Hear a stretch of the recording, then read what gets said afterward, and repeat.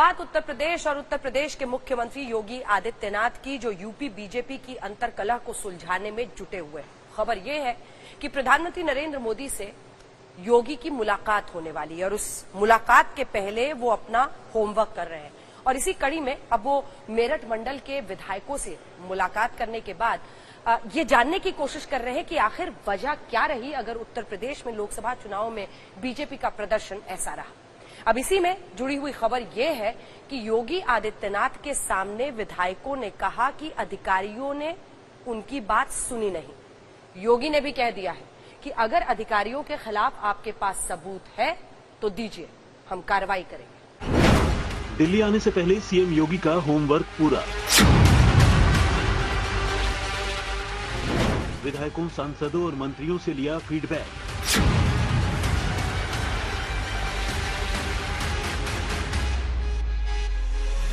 मुख्यमंत्री योगी आदित्यनाथ की रिपोर्ट में क्या है? क्या अंदरूनी कलह से निपट पाएंगे सीएम योगी?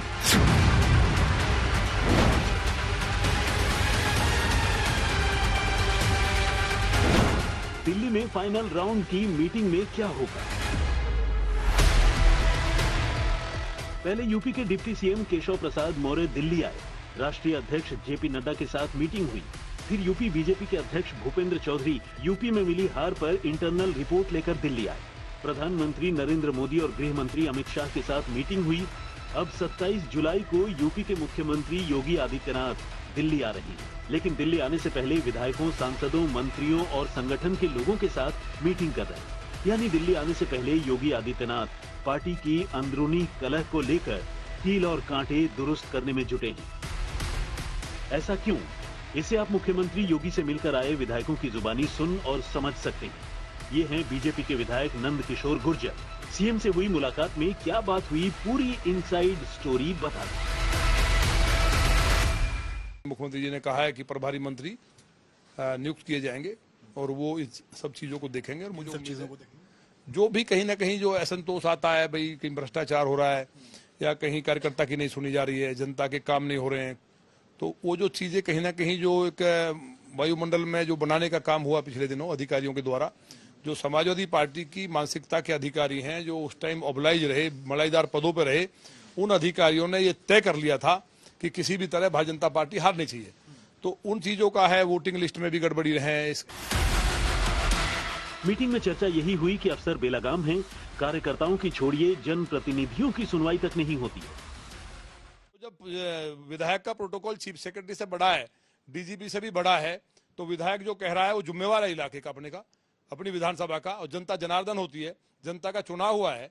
तो जो जनप्रतिनिधि है वो कोई बात कहेगा तो वो क्या बिना सबूत के कह देगा? उसका किसी से कोई झगड़ा थोड़ी है। तो उस बात को मानना चाहिए और कार्रवाई होनी चाहिए। और जो सबूत के साथ जो अगर कहा भी गया है तो सबूत एक एविडेंस होता है कोर्ट में, सबूत के साथ है तो उसको तो तुरंत गिरफ्तार करके उस पर एनएसए लगनी चाहिए। 10-20 अधिकारियों पे एनएसए लग जाए तो पूरे प्रदेश के अंदर औकात नहीं किसी की। बीजेपी के विधायक अब खुलकर अपनी बात रखने लगे हैं, चाहे वो सरकार की वर्किंग स्टाइल से असंतुष्ट विधायक हों या फिर योगी सरकार के समर्थक।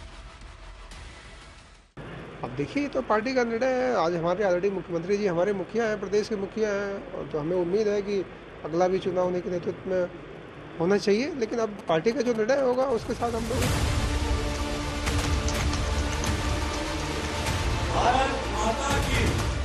तो माननीय मुख्यमंत्री जी पहले से ही करते आ रहे हैं, मगर कोई हमारी शिकायत नहीं है और खूब अच्छी सरकार चल रही है। आज जो मांग रहे फिर सब ठीक चल रहा है। ऐसा है जहाँ कहीं चल रहा होगा उनसे मांग रहे होंगे। हमारे हापुड़ जिले में तो अच्छा चल रहा है।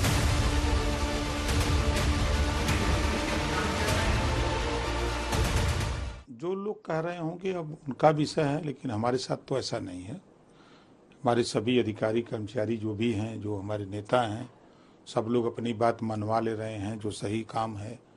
और अभी तक तो हम लोग 95% सफल हैं, चाहे कोई विभाग हो। हमारे नेता सफल हैं, हम लोग सफल हैं। ज्यादातर एमएलए और मंत्रियों ने योगी के सामने अफसरों को लेकर अपना दर्द बयान किया और वही बात मीडिया से भी साझा कर रहे हैं। हमारे अभिभावक हैं, अभिभावक हमारे मार्गदर्शन लेना, दिशा निर्देश लेना, और अपने दर्द को उनसे बताना अच्छा था। और उन्होंने ढेर सारी अपने विभाग से संबंधित जानकारियाँ देना थी। उसे फिर से ये मत्स्य विभाग को छोटा नहीं बड़ा कैसे बनाया जा सकता, उस पर उनसे दिशा निर्देश लेना था। और कुछ अपने जो मुद्दे थे उस पर लेना था। वैसे ओबीसी समाज से आने वाले ज्यादातर विधायक खुश हैं, क्योंकि उन्हें लगता है कि अब बीजेपी में सुनवाई के कई खेमे बन गए।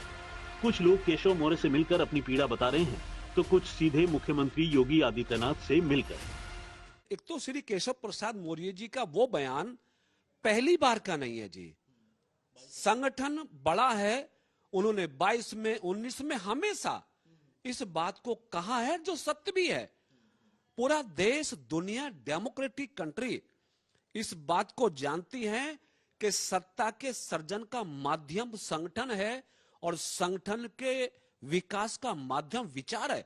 और भारतीय जनता पार्टी विचार कार्यकर्ता बेस पार्टी है, तो डेफिनेटली ऑर्गेनाइजेशन बिगेस्ट है, बड़ा है। बड़ी बात यह है कि मीटिंग के दौरान मुख्यमंत्री लगातार जनप्रतिनिधियों से अफसरशाही को लेकर, उनकी शिकायतों को लेकर चर्चा कर रहे हैं।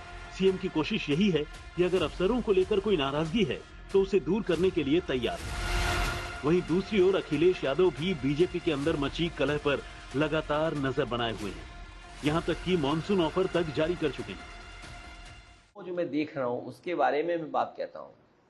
सुनने में आ रहा है कि अंदर झगड़ा है, झगड़ा अंदर ही नहीं है, दिल्ली तक झगड़ा है।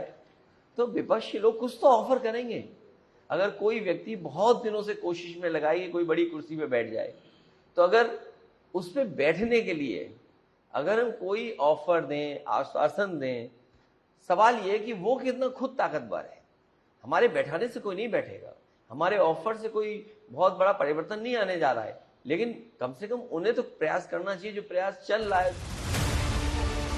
साफ है, दिल्ली आने से पहले सीएम योगी आदित्यनाथ लगातार डैमेज कंट्रोल में लगे हुए हैं। पहले विधायकों और जनप्रतिनिधियों को मुलाकात के लिए इंतजार करना पड़ता था, लेकिन अब कोई भी जनप्रतिनिधि अगर मुख्यमंत्री से मिलने के लिए वक्त मांगता है तो सीएम न सिर्फ तुरंत वक्त दे रहे हैं, बल्कि मुलाकात भी कर रहे हैं।